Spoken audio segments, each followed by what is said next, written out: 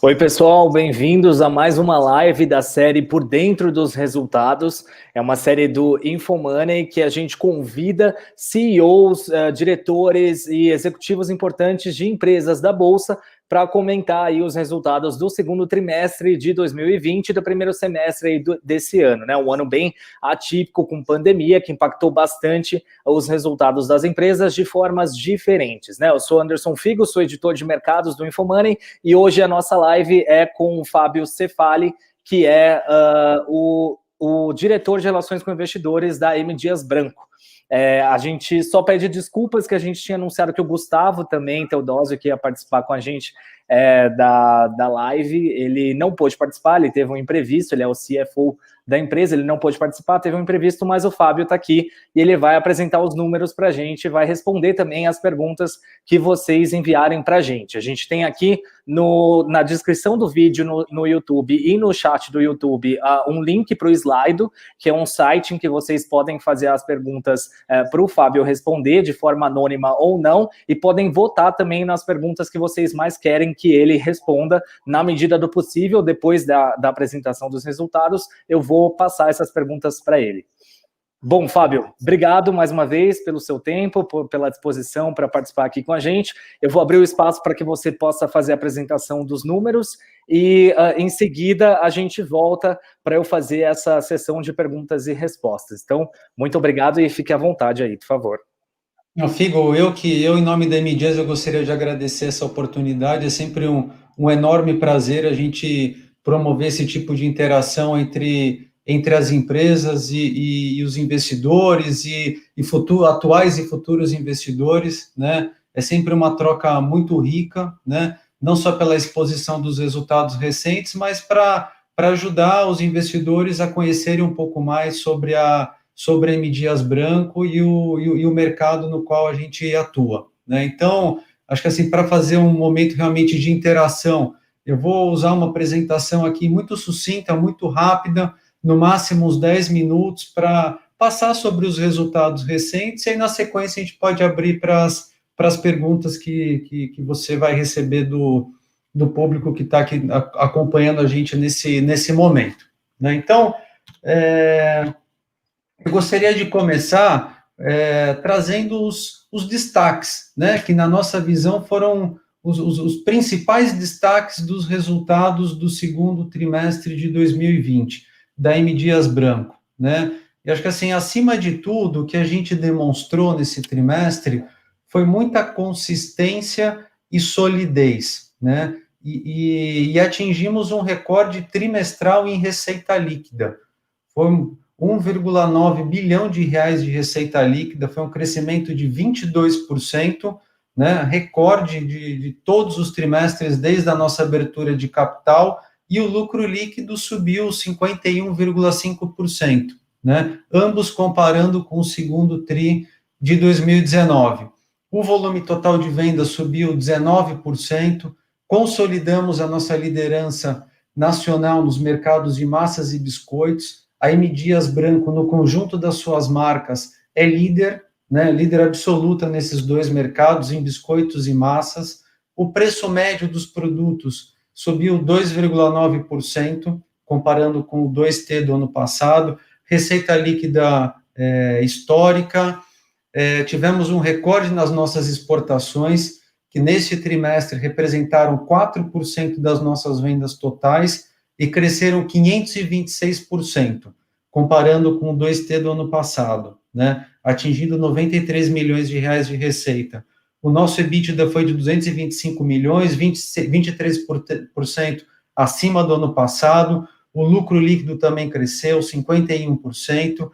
Foi o maior valor histórico em geração de caixa para um trimestre, 492 milhões de reais. Nesse cenário de pandemia, geramos quase 500 milhões de reais de caixa. A nossa alavancagem, medida pela dívida líquida, pelo EBITDA, reduziu na comparação com o primeiro TRI desse ano e com o segundo TRI do ano passado. Encerramos o segundo trimestre de 2020 com 0,4, né? Uma alavancagem baixa e que nos habilita a gente seguir investindo no crescimento da M. Dias Branco. a verticalização, que é um dos fundamentos muito importantes da M. Dias Branco, né? Em farinha de trigo e gordura vegetal, atingiu um recorde também, 99% em farinha de trigo e 100% em gordura vegetal. A produção também foi recorde histórico, 817 mil toneladas, 20% acima do ano passado. E desde o início da pandemia, que é algo muito importante aqui para a gente destacar, né, doamos mais de 400 toneladas de alimentos e promovemos uma campanha para apoiar os hemocentros em todo o Brasil e apoiar também a doação de sangue, que é algo importante nesse momento de pandemia, principalmente quando as pessoas estão passando mais tempo dentro de casa. Isso envolveu uma doação de recursos financeiros na ordem de 2,4 milhões de reais. E no lado da sustentabilidade, que é um dos pilares também do nosso crescimento e da nossa proposta de valor, reduzimos o consumo de água por tonelada produzida e geramos 12% menos de resíduos sólidos também por tonelada produzida. Então, esses foram os principais destaques do trimestre, um trimestre com resultados muito bons, né? Crescemos na comparação com o ano passado, crescemos as vendas na comparação com o primeiro trimestre desse ano, e o que reforça, né, a nossa visão de que a M. Dias Branco tem muito espaço para crescer e vai continuar crescendo com lucratividade. Eu vou usar agora só mais alguns slides para passar mais alguns detalhes, e a gente já pode passar para a sessão de perguntas. A receita, que a gente mostra uma série histórica um pouco mais longa, desde o primeiro TRI de 2019, então, que a gente observa é uma tendência de crescimento, né, com 22% de crescimento da receita e 19% de crescimento dos volumes, comparando com o segundo TRI do ano passado. Aqui a gente separa o crescimento da receita pelas nossas áreas comerciais, né? Então, a gente cresceu receita entre o 2T19 e o 2T20 no que a gente chama de área de ataque, que são aquelas regiões do Brasil que a gente vê uma maior oportunidade de crescimento e de ganho de market share, que são as regiões Sudeste, Sul e Centro-Oeste. Crescemos também na área de defesa, que é o conjunto das regiões Nordeste e Norte, lembrando aqui que a M. Dias Branco foi fundada no estado do Ceará, então tem uma participação muito relevante no estado do Ceará, em todo o Nordeste, né? Mas crescemos 16% na região em que já temos 60% de market share. As exportações cresceram 526% e somaram 93 milhões de reais. Então, é um crescimento que está totalmente alinhado à nossa estratégia, né? Ganhamos market share. No gráfico, aqui nos dois gráficos, o gráfico à esquerda a gente mostra biscoitos e no gráfico à esquerda nós mostramos massas. Então, ampliamos a nossa participação de mercado em biscoitos e ampliamos a nossa participação de mercado em massas. Aqui a gente traz alguns detalhes da receita líquida, volume vendido e preço médio, né? Qual é a mensagem?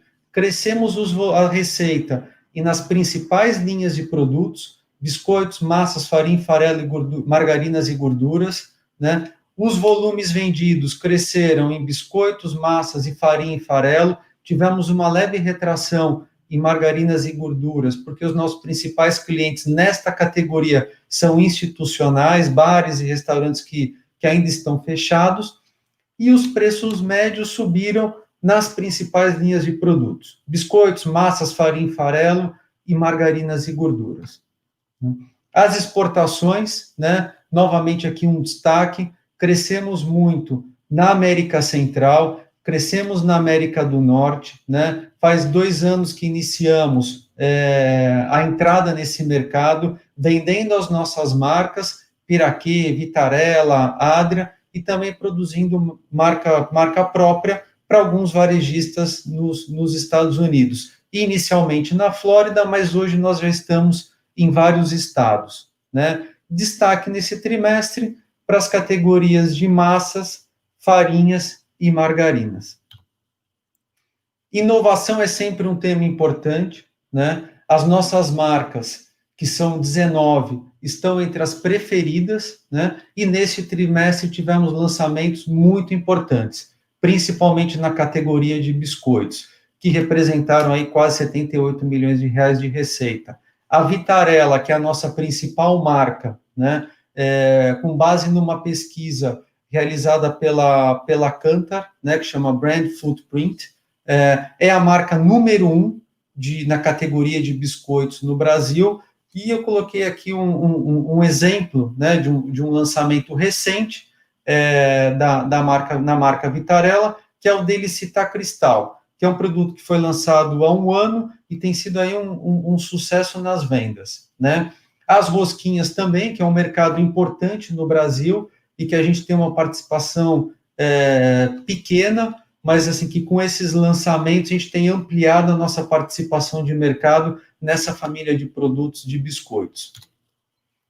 Um canal novo que está sendo construído para M. Dias Branco é o e-commerce, algo que já estava previsto na nossa estratégia, mas em função dessas mudanças de hábito, de comportamento que aconteceram desde o início da pandemia, nós decidimos acelerar a nossa presença nesse canal. E já estamos em várias das principais plataformas no Brasil, com destaque para a marca Piraquê e para a marca Adria, que são marcas de alto valor agregado, que já têm um desempenho comprovado no varejo tradicional, mas que têm mostrado um desempenho muito bom e promissor no e-commerce.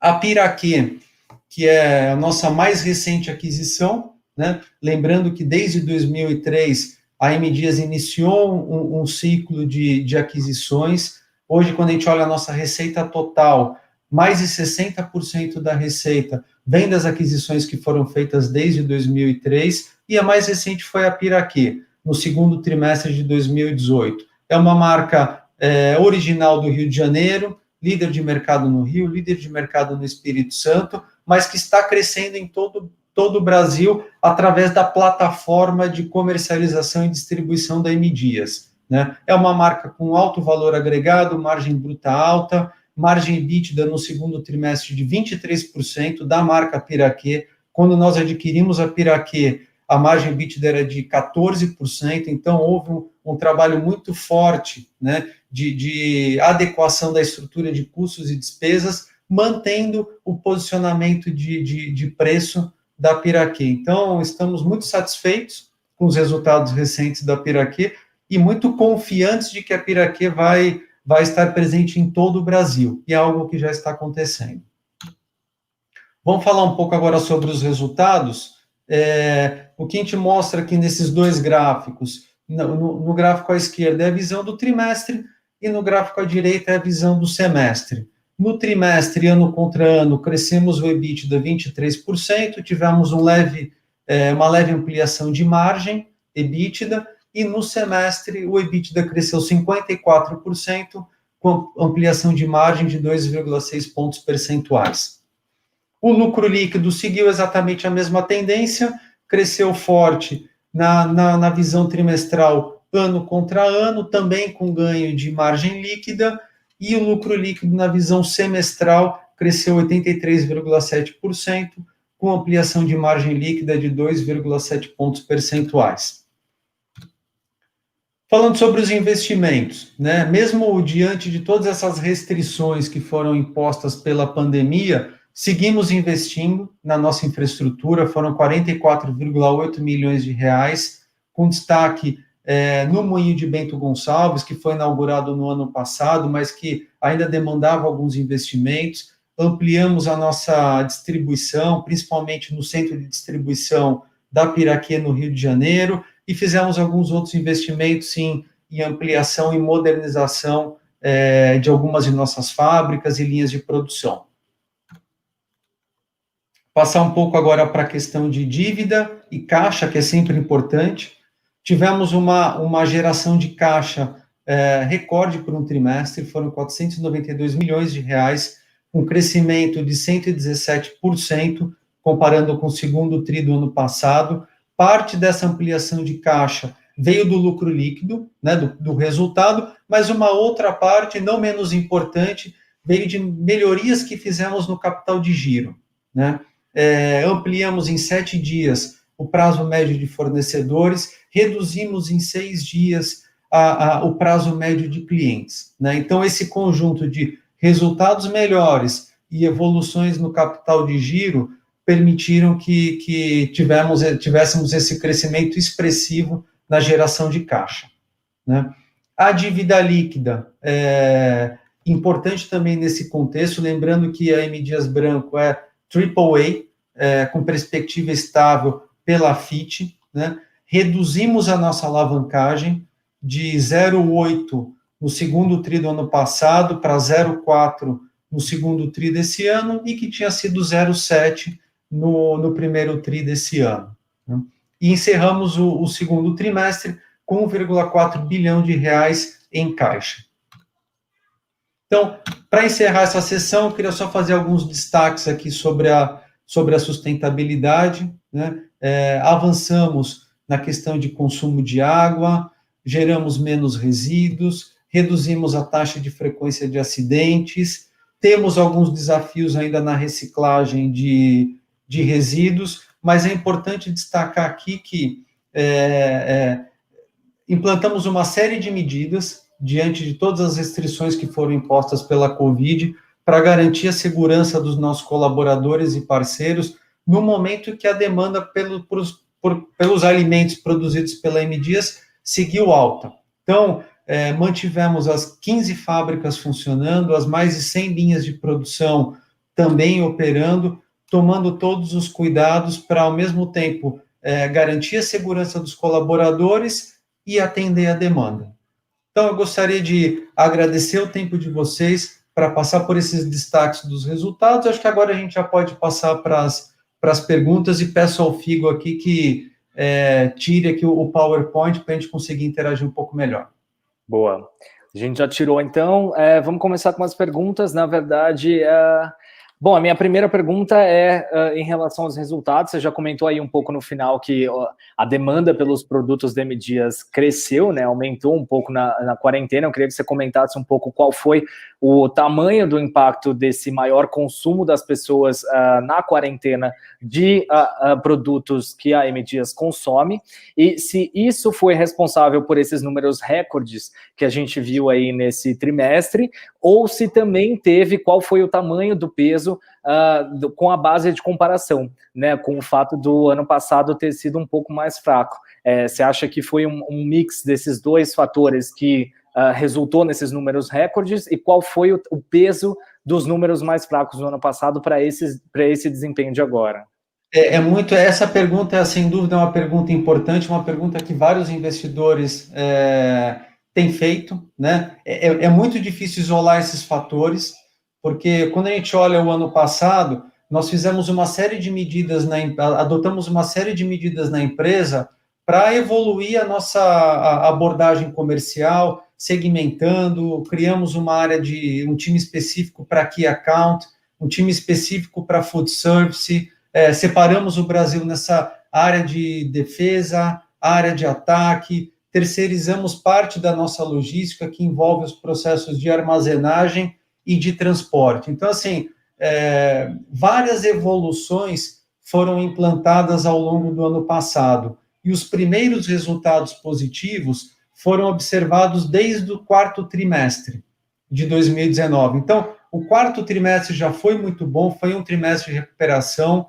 O primeiro trimestre desse ano deu continuidade ao que nós observamos no quarto trimestre, e o segundo também, né? Então, houve um aumento de demanda? Aparentemente houve, né? Talvez mais em massas e menos em biscoitos. Agora, é muito difícil falar assim, olha, quanto que foi o aumento de demanda em função de quarentena, isolamento, distanciamento social, e quanto foi da execução, né? Agora, ao mesmo tempo, nós vimos também no segundo trimestre, né, que ali nos meses de maio e junho, quando já estava acontecendo algum tipo de flexibilização e reabertura, nós mantivemos a mesma atração do nosso desempenho comercial, né, ganhando market share. Então, mesmo no momento de aumento de demanda, né, nós ganhamos market share em biscoitos, que representa uma categoria que representa mais de 50% das nossas vendas, em massas, que representa cerca de 20% das nossas vendas,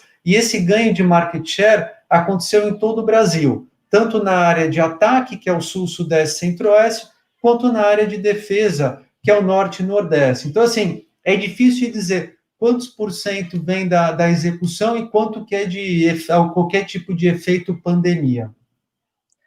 Entendi. Você citou um pouco mais cedo na sua apresentação que, bom, a área de biscoitos e massas continua sendo a mais forte da companhia, e aí teve um desempenho aí um pouco menos expressivo de farinhas, farelos e margarinas e gorduras, né? E principalmente margarinas e gorduras que são clientes institucionais, aí restaurantes, enfim, estabelecimentos comerciais que ficaram fechados por conta da pandemia. E aí a minha pergunta é se essa área específica que sofreu essa retração no crescimento aí por causa, essa diminuição do crescimento por causa da pandemia, se isso já está recuperando, se vocês já estão observando uma melhora nesse segmento, agora que a economia está sendo reaberta em vários lugares, e quanto que isso pode ajudar os resultados aí do próximo trimestre. A expectativa é essa, né? Como a gente não dá guidance, eu não posso entrar no detalhe do trimestre em curso, né? Mas a expectativa, sim, é essa, né? No segundo TRI, a gente já viu um início de reação em farinha de trigo, que cresceu ano contra ano, mesmo com o aumento de preços, mas a expectativa é justamente essa que você colocou, né? E aqui, Figo, assim, não só nessa questão do food service, mas como um todo, né? A gente tem, como o mercado gosta de dizer, são várias moving parts, né? São muitas variáveis indo em direções diferentes. E a M Dias, assim, olhando os fundamentos da empresa, a gente tem 19 marcas, e essas marcas ocupam várias faixas de preço. Então, quando a gente olha em biscoitos, com 14 marcas em biscoitos, nós ocupamos 90% dos preços disponíveis. Em massas, também 90% dos preços disponíveis. O que isso significa na prática? Que a M Dias ela consegue atender o cliente de todas as classes sociais em todas as regiões do Brasil. Então, se o consumidor quer um produto um pouco mais caro, um pouco mais barato, a gente consegue atender essa demanda, né? Que a gente tem flexibilidade de ir trabalhando as marcas diante do contexto que se apresenta. Era até essa a pergunta que eu ia fazer para você, né? Você chegou a comentar que houve um aumento nos preços, e aí, considerando geral, né? Todas as marcas da M Dias. E aí a pergunta que eu ia fazer era exatamente essa, assim, se vocês acham que ainda existe espaço para continuar subindo os preços até o final do ano, já que a gente está num cenário aí de que, apesar de que a procura por produtos da M Dias subiu, a gente está numa crise econômica bastante pesada, né? As pessoas estão perdendo renda, enfim, o número de taxa de desemprego está aumentando. Então, como é que vocês veem esse espaço que vocês têm para continuar subindo preços? Então, e acho que essa é uma pergunta que apareceu algumas vezes no call de resultados de hoje, né? Fizemos o call com os analistas e com os investidores também, mais os institucionais. Essa pergunta apareceu, né? É algo que tem que ser feito com muita cautela, porque o que aconteceu no segundo trimestre, houve aí quase um certo descolamento, né? Entre aumento de custo e aumento de preço. Uma parte importante dos nossos custos, né, tem cotação em dólar, principalmente o trigo e a gordura vegetal, e em função da desvalorização do real, que foi muito acentuada, tivemos uma alta expressiva e rápida dos custos, né? Fizemos alguns ajustes, não na mesma proporção do aumento de custo, né?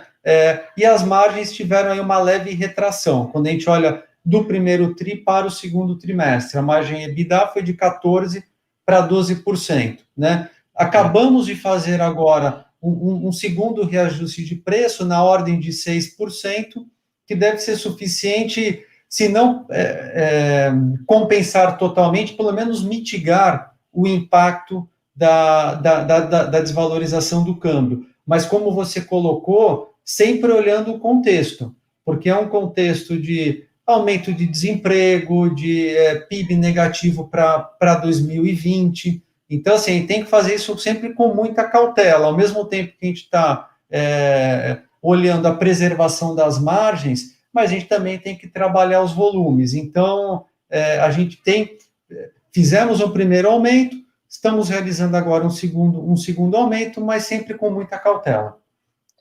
Entendi. Bom, teve essa questão de maiores custos por causa do dólar, mas em contrapartida vocês também aumentaram as exportações, né? Se você puder falar um pouco mais sobre quanto as exportações pesam na receita da empresa e se existe uma expectativa de aumentar esse percentual, e de que forma que as exportações também amenizaram um pouco essa questão do aumento de custos. Amenizaram, sim, não compensaram plenamente, mas amenizaram, né? As exportações representaram 4% das nossas vendas totais, né? Assim, e realmente o que a gente observa é que mudou o patamar das exportações, né? E isso é fruto de um trabalho que tem sido feito com muita disciplina desde 2016. Quando a M. Dias Branco formou um time 100% dedicado para as exportações, trouxemos pessoas do mercado, alinhamos as outras áreas da empresa, desenvolvemos produtos exclusivos para o mercado externo, né? Então, assim, e o resultado vem acontecendo desde 2016. O que aconteceu neste momento? Acho que aí sim houve uma situação favorável do ponto de vista de câmbio, né? Que o câmbio acaba atrapalhando nos nossos custos, mas ajuda nas exportações, né? Então, acho que isso também acabou impulsionando as nossas vendas e houve um aumento da demanda de alguns países, né? E aí, medidas pelo tamanho da nossa produção, pela qualidade dos nossos produtos, a gente conseguiu atender. Então, mantivemos as vendas para os clientes que já são recorrentes da M. Dias Branco e abrimos outros clientes, como, por exemplo, em El Salvador, que fizemos algumas vendas muito volumosas de massas, né? A pergunta é, quanto disso vai ficar?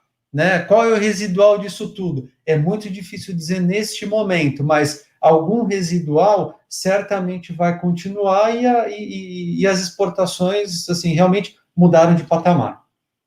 Boa. Tem uma pergunta que eu já ia fazer, um leitor acabou mandando também, que como é que é a política de hedge da companhia na compra de matéria-prima importada. Eu vi algumas análises aí em relação principalmente ao custo do trigo, né? Então, que você mesmo comentou que é em dólar. Então, o que a empresa pode fazer para se hedgear, para se proteger aí desse aumento do dólar, do custo do dólar no balanço?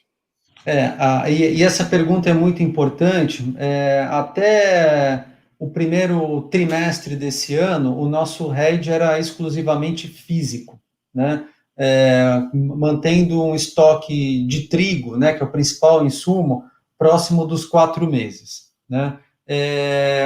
Ao mês, nós aprovamos no Conselho de Administração uma política de hedge, né, focada exclusivamente em proteção, né? Então, assim, o único objetivo dessa política é proteção e podemos usar alguns instrumentos financeiros para proteger moeda e proteger commodity, né?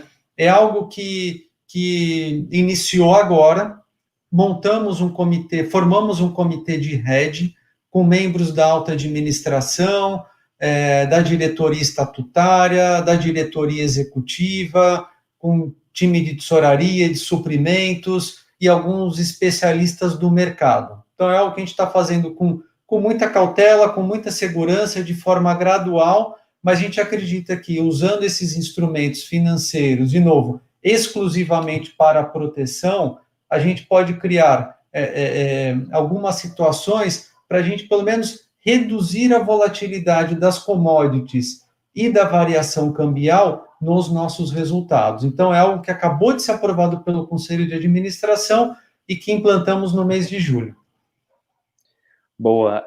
Bom, tem uma outra pergunta aqui dos leitores, que é em relação aos planos de novas aquisições. Se a M. Dias Branco tem alguma coisa em mente, se isso está aberto, né, mesmo nesse cenário de pandemia, já que a empresa está apresentando números recordes e também está com caixa bastante forte nesse momento. Então, vocês têm algum plano de novas aquisições? Isso é uma coisa que vocês ainda deixam em aberto ou nesse momento está paralisado por causa da pandemia? Acho que a pandemia nem abriu e nem fechou, né? Essa avenida de crescimento. Por quê? Porque isso já é algo que está explícito na nossa estratégia. Então, temos uma estratégia de crescimento muito clara, né? Crescimento no Brasil, área de ataque, área de defesa, cada uma com a sua abordagem, né? Massas, biscoitos, farinhas, margarinas, entrada em outras categorias, forma de na via orgânica ou na via inorgânica. É algo novo para M. Dias? Não, né? Alguns anos atrás, de forma orgânica, lançamos a linha de torradas, a linha de bolinhos, de mistura para bolos e de snacks, né? Que vem aí ganhando tração gradualmente ao longo dos últimos anos. E tem o mercado externo, que está acontecendo, eu diria que estamos na primeira etapa, né? Do crescimento de M. Dias fora do Brasil, que é via as exportações. Então, quando a gente olha aí, voltando para o seu ponto, quando a gente olha M&A ou aquisições, né? Essa abordagem se encaixa na nossa estratégia de crescimento. Então, sempre mantemos o radar ligado, né? Não deixamos de avaliar as oportunidades, temos balanço para isso, uma alavancagem baixa de 0,4 vezes a dívida líquida EBITDA, ou seja, então é um balanço que nos habilita a seguir investindo, organicamente ou inorganicamente. E a pandemia, acho que assim, nem abriu porta e nem fechou, porque assim, não mudamos o nosso plano estratégico. Boa, tanto é que você comentou, né, que 60%, mais de 60% da receita vem das aquisições que vocês já fizeram, né? Então, tá aí no DNA da companhia. Tá no DNA. Tem um outro leitor que está perguntando em relação à atuação da M Dias no Brasil, se vocês têm algum plano para expandir mais para o interior do Brasil. Sim, assim, nós hoje, cerca de 60% das nossas vendas acontece nas regiões norte e nordeste, né? E os outros 40% no sul, sudeste, centro-oeste. Mas quando a gente olha em termos de PIB per capita, ou mesmo dispersão da população, a gente vê que tem muita oportunidade de crescimento nisso que a gente chama de área de ataque, né? Que a gente tem uma participação de share menor, que é o conjunto das regiões sul, sudeste e centro-oeste, né? E isso já está acontecendo e vai continuar através da marca Piraquê, da marca Adria, a marca Isabela, que é a marca líder na região sul do Brasil. Acabamos de abrir um novo moinho de trigo em Bento Gonçalves, que é um moinho de 400 mil toneladas ano, que foi um investimento de 300 milhões de reais, que ao mesmo tempo alimenta as nossas fábricas com farinha de trigo e abriu uma outra avenida de crescimento para a farinha nas regiões sul e sudeste. Então, assim, temos um plano que está desenhado no detalhe para o crescimento, onde já temos uma participação de mercado elevada, são as regiões norte e nordeste, e ao mesmo tempo nas regiões sul, sudeste e centro-oeste. Boa. Eu queria que você comentasse um pouco sobre a estratégia de e-commerce, né, que você mesmo citou que vocês tiveram que acelerar um pouco esses planos, né, até porque o cenário agora aumentou demais a demanda por e-commerce, então eu queria que você explicasse um pouco como que funciona essa estratégia de vocês através de parcerias, quais são essas parcerias, como vocês pretendem aumentar essas parcerias, ou se tem alguma plataforma própria de vocês que vocês estão querendo desenvolver, enfim, se você puder detalhar um pouco melhor como é que vai ser o e-commerce daqui para frente da M. Dias Branco. Tá, essa pergunta também é importante e esse ponto, Figo, é algo que já estava explícito, esse canal, na nossa estratégia, né? Mas não estava entre os itens prioritários. É algo que a gente estava estudando, estava trabalhando, né? Com algumas pessoas dedicadas, mas assim, ainda com pouca atração, né? Aí veio pandemia, o e-commerce, acho que todo mundo aqui sabe, o e-commerce ganhou tração, né? Também na mercearia, né? Esses produtos de massas, biscoitos, farinhas, margarinas e outros itens de consumo também. E nós fizemos rapidamente algumas parcerias com as principais plataformas, né? Não estamos desenvolvendo uma plataforma própria, né? Pelo menos acreditamos que não é o momento, né? Então, assim, aumentamos o nosso time, estamos investindo mais, demos mais robustez aos nossos processos internos, mas neste momento com o foco de aumentarmos as parcerias com essas grandes plataformas. E algo que está assim, tá muito embrionário, está muito no começo, né? É difícil até de falar dos valores, porque ainda são valores baixos quando a gente compara com os quase 2 bilhões de reais de receita que a gente teve nesse trimestre, né? Mas quando a gente olha assim, até outros mercados ou as taxas de crescimento, a gente vê que vale a pena investir, né? Nesse canal. Então, esse canal tem se apresentado aí bastante promissor, até como eu coloquei na apresentação aqui, destaque para as marcas Piraquê e Adria, que são marcas de maior valor agregado, preço médio mais elevado e que têm apresentado um desempenho muito bom nesse canal. Então, o caminho que está desenhado neste momento é o de parceria com essas grandes plataformas. Entendi, mas o e-commerce hoje, ele ainda representa uma fatia pequena ali na... Muito bem. Ele acabou de começar. Boa. Bom, durante a sua apresentação, você citou alguns exemplos do que vocês fizeram nesse cenário um pouco adverso desse ano, que foi a ampliação do prazo para fornecedores e a redução do prazo para clientes. Eu queria que você detalhasse um pouco mais, se vocês tiveram que tomar alguma outra medida por causa da pandemia. Enfim, apesar de vocês estarem com números recordes, vocês têm aí uma série de fornecedores, enfim, que podem ter sido impactados por isso. Como é que vocês ajudaram essa cadeia toda e também para se proteger? Tomamos, assim, logo no início da pandemia, acho que houve um grande movimento, né, que o que a gente nota também de muitas empresas, de proteger o caixa, né? Então, fizemos algumas captações, o dinheiro ficou no caixa, né? No fim, até a dívida líquida, no fim, é o que importa, reduziu, mas acho que, assim, aquele momento, acho que catalisou algumas iniciativas que estavam, talvez, com pouca atração, algumas até guardadas, né? Da gente revisitar o nosso processo de pagamento a fornecedores. Nós pagávamos os fornecedores 3 vezes ao mês, passamos a pagar 2 vezes ao mês, então isso acaba liberando um pouco de capital de giro. O nosso prazo médio de pagamento está muito abaixo da média do mercado, olhando as empresas mais parecidas com a M Dias. Então, passamos a renegociar prazos com os grandes fornecedores, ou seja, tomando todo o cuidado com os fornecedores pequenos, né, porque para esses nós não fizemos nenhum tipo de alteração, porque a gente entende que é um contexto mais complicado. E do lado dos recebíveis, acho que nós aplicamos um pouco mais talvez de rigidez nos processos, né?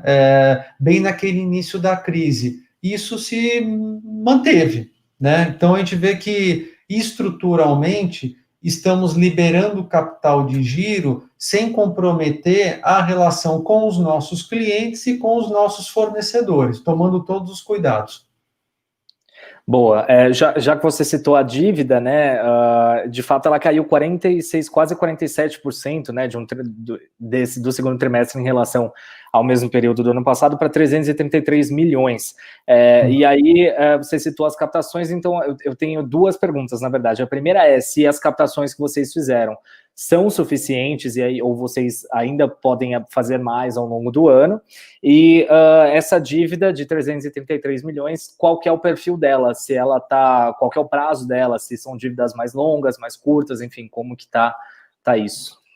Tem algumas um pouco mais curtas. Nós fizemos notas promissórias de 200 milhões de reais com prazo de 6 meses, né? Foram emitidas logo no início de abril, né? Outras linhas, tem linha de crédito para compra de trigo também, né? Mas, assim, neste momento não estamos fazendo a leitura do mercado. Acho que esse é um processo que ele é contínuo, né? A gente já se mantém em contato com os bancos, com as principais casas, para fazer a leitura do mercado, mas neste momento não estamos buscando não faremos outra captação. Legal. Bom, tem uma pergunta aqui do leitor, que é sobre se a empresa tem previsão de lançamentos de produtos no segundo semestre. Tem sim. Eu agradeço essa pergunta. Nós sempre iniciamos o ano com né, o pipeline de lançamentos, né, que é o plano de lançamentos. Nesse ano específico, em função da pandemia e de todas as restrições que foram colocadas, nós tivemos que adiar alguns lançamentos, né, para o segundo semestre. Por quê? Porque esse contexto acabou comprometendo a aplicação de um mix de marketing completo, como degustação no ponto de venda, que é algo importante, principalmente para a categoria de biscoitos, né? Então, nós decidimos segurar no primeiro momento alguns lançamentos, ou boa parte dos lançamentos, no final do primeiro trimestre e no segundo trimestre. Agora a gente retoma no terceiro tri e no quarto tri. Não posso agora entrar em detalhes, mas assim, teremos lançamentos muito bons, sim. Boa. Bom, você chegou a citar também que a empresa tem 15 fábricas em funcionamento e, se eu não me engano, 150 linhas de produção que não foram afetadas pela pandemia. Eu queria que você comentasse um pouco quantos funcionários vocês estão atualmente e se vocês tiveram que adotar alguma medida de corte de custos em relação a isso, a força de trabalho, ou diminuição de jornada de trabalho, ou de remuneração, né, aproveitando algumas dos benefícios que o governo colocou, ou se não foi preciso e, no caso, a empresa não precisou tomar nenhuma medida nesse sentido. Não. Para os colaboradores não foi preciso. Aconteceu o inverso, né? Hoje nós temos 17.500 colaboradores em todo o Brasil. Grande parte desses colaboradores são colaboradores das fábricas e da logística, que envolve as áreas de expedição e os centros de distribuição. Logo no início da pandemia, como a gente teve que colocar vários colaboradores em casa, né, ou afastados, ou por algum tipo de sintoma, ou por grupo de risco, nós decidimos contratar 500 colaboradores no regime temporário, justamente para atender a demanda, né? E do ponto de vista de salário, não fizemos a redução, fizemos até o inverso. Nós criamos um programa de assiduidade para os colaboradores operacionais, né, das fábricas e da logística, que aí, dependendo do nível de faltas, né, esses colaboradores receberam uma remuneração extra durante alguns meses. O que foi importante também, até no nível familiar, né, na esfera familiar desses colaboradores, né, dado o nível crescente de desemprego. Então, fizemos exatamente o oposto, né? Contratamos colaboradores e concedemos uma remuneração adicional por um período determinado. Boa. Tem 2 leitores aqui que estão perguntando sobre a política de proventos da empresa, se vocês pretendem aumentar o payout agora que a empresa está com números recordes. A nossa política prevê uma distribuição de 40% do lucro distribuível, né? E abrindo um parênteses aqui, o lucro distribuível é o lucro total menos os incentivos fiscais, que não podem ser distribuídos, e nós pagamos 40% desse distribuível, né? No momento, nenhuma mudança prevista, mas é algo que a gente avalia constantemente, mas neste momento, assim, a decisão é manter exatamente a mesma política. Até porque, assim, a gente vê são várias as oportunidades de investimento, né? E investimento para a empresa crescer, orgânico ou inorgânico. Boa. Bom, em relação ainda sobre as ações, né? Tem um leitor que está perguntando por que o mercado recebeu o resultado de forma tão ruim, com uma queda de 3,5% nas ações depois do segundo trimestre, já que os números foram recordes. Essa pergunta, essa acho que é a mais difícil de responder, né? Pois é. Essa é a mais difícil. Eu também tô aqui rascunhando, né? Por que será? Né? Assim, assim, acho que todo mundo aqui acompanha o mercado e conhece razoavelmente bem o mercado. São muitas variáveis, expectativas, algum ponto que pode ter ficado abaixo do que o mercado esperava nesse momento, movimentos normais do mercado.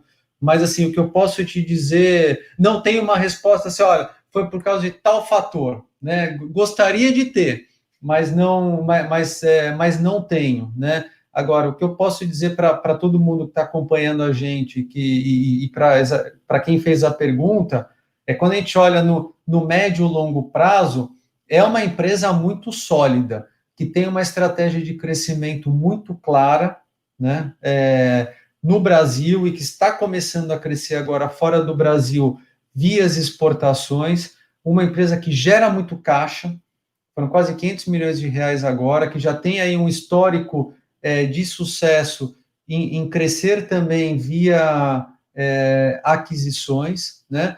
E uma empresa que ela é muito conservadora do ponto de vista financeiro, mas que não deixa de aproveitar as oportunidades que aparecem, né? Então, assim, M. Dias Branco é um bom investimento? Com certeza é um excelente investimento, né? Agora, realmente é curioso, né? Porque que com um resultado assim tão bom, né? Com crescimento de 20% de geração de caixa recorde, crescimento de EBITDA, a ação caiu hoje, né? Mas assim, eu tendo a crer que são fatores de mercado, movimentos normais do mercado. Boa. Bom, tem um leitor perguntando qual que é o market share da empresa no exterior e o que a empresa faz para aumentar isso, assim, o que a empresa faz para ampliar a sua atuação lá fora. Nós não temos ainda uma medição de market share no exterior, né? Porque alguns países nós começamos a operar recentemente, como Estados Unidos, América Central, a África já faz algum tempo, Paraguai, Uruguai, a M Dias já está, não M Dias como marca institucional, mas algumas das nossas marcas, né? Tipo Isabela, Vitarella, já está entre as marcas principais desses mercados, Uruguai e Paraguai, mas pensar, nosso market share fora do Brasil ainda não dá para medir, né? Mas o que a gente está fazendo para as exportações crescerem?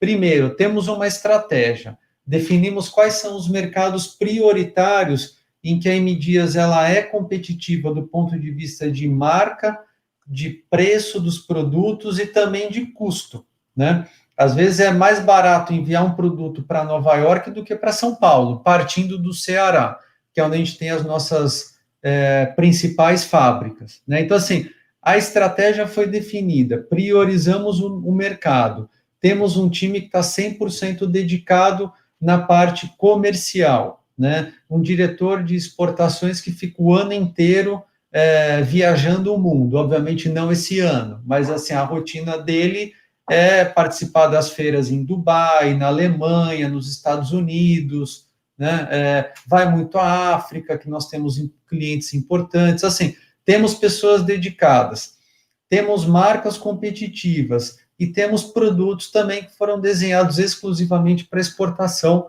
como é o caso da margarina termorresistente, que não precisa de transporte refrigerado, que tem sido um sucesso de venda, principalmente para a África.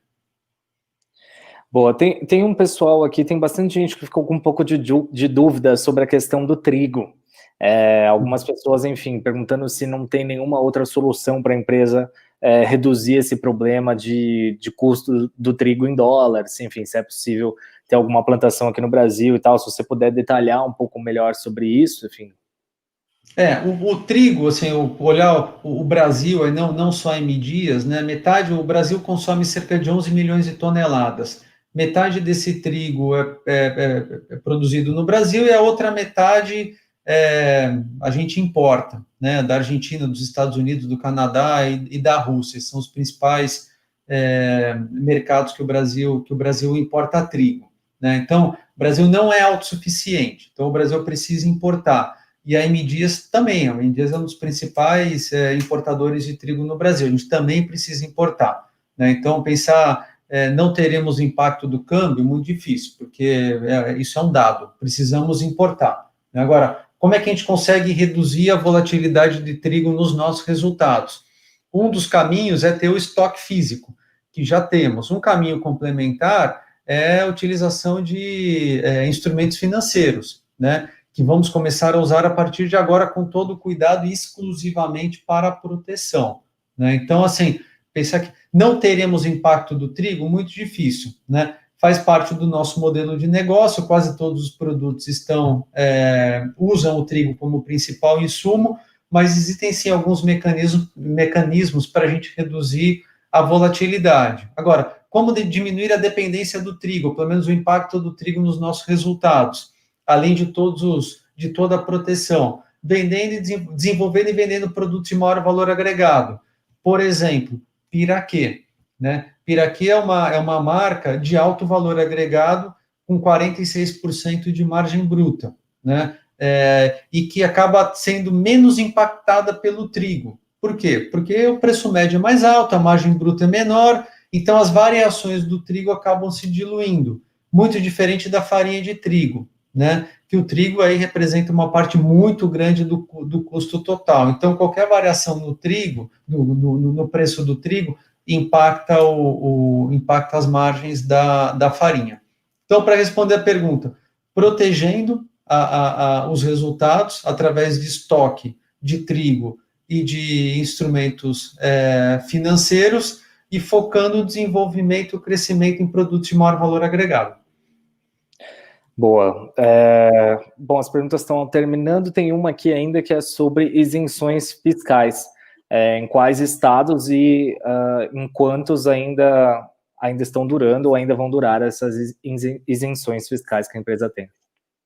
Nós temos dois tipos de incentivos. Os incentivos estaduais no Nordeste, concedidos pelos estados, né? E os incentivos federais, que são via Sudene, né?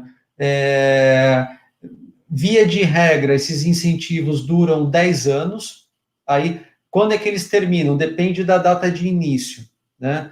E aí, quando que é a data de início? Depende da abertura da planta ou de quando foi feito o investimento, porque todos os incentivos, eles são concedidos a partir de investimentos realizados pela empresa e pela geração de emprego, né, na região Nordeste. Então, temos alguns que venceram no ano passado, foram renovados, temos alguns outros que vencem em 2023, 2024, 2025, mas, via de regra, eles duram 10 anos.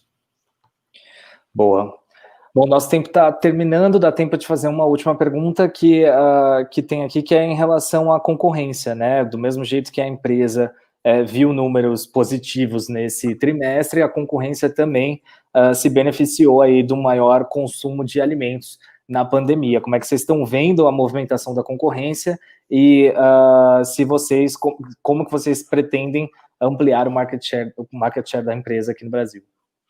Assim, nós gostaríamos de ter o mesmo nível de detalhe da concorrência que nós divulgamos para o mercado, mas a M. Dias no setor é a única empresa de capital aberto, né? Então, não consigo te dar uma resposta aqui muito no detalhe sobre o desempenho da concorrência.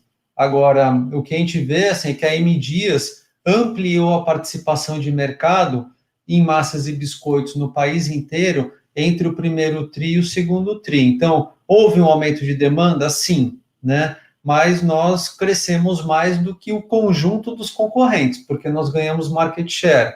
E a nossa estratégia para continuar ampliando a nossa participação de mercado é o que eu coloquei aqui no início, é ter uma abordagem comercial focada na área de ataque, que é onde a gente tem a maior oportunidade de ganho de market share, Sul, Sudeste e Centro-Oeste, e na área de defesa, que é o Norte e o Nordeste. Então, temos times dedicados para cada uma dessas regiões, grupos de marcas para cada uma dessas regiões e abordagens comerciais também diferentes, né?